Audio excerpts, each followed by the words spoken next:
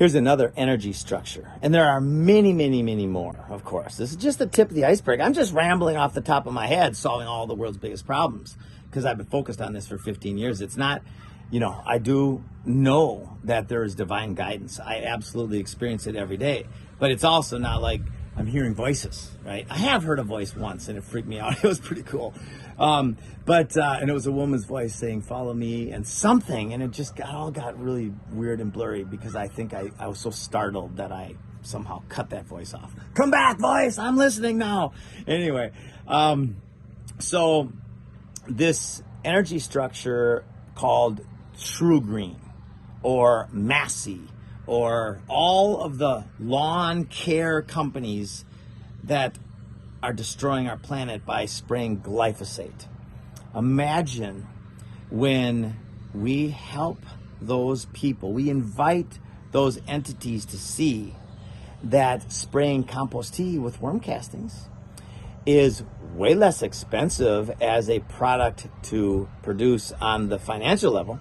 You can produce it right in your shop there. You can produce all you want for almost free. Or you can continue to spray poisons on the lawns. Now, the poisons are unsustainable, and they will lead to the death of our world. The other thing is the exact opposite and will lead to massive abundance. So True Green and Massey and all of you entities that are destroying our world, which one do you want to choose going forward? Do you want to stick with the poisons that are destroying our world, or do you want to go back to things that will build our world? Well, if somebody in the position of power, and again, I want to state that I believe everything should be voluntarist. There should be no force and violence.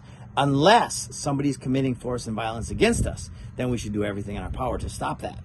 But as far as a governmente using authority to control the minds and the actions of people that are doing no harm to the world, that's bullshit. Now, True Green is doing harm to the world.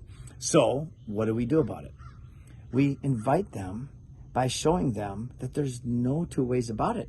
And maybe the people at the top, like one of the oldest investment firms in the world that owns that entity and who's partners with BlackRock, which is not only the name, but the current intention of the entity, imagine that making a simple switch.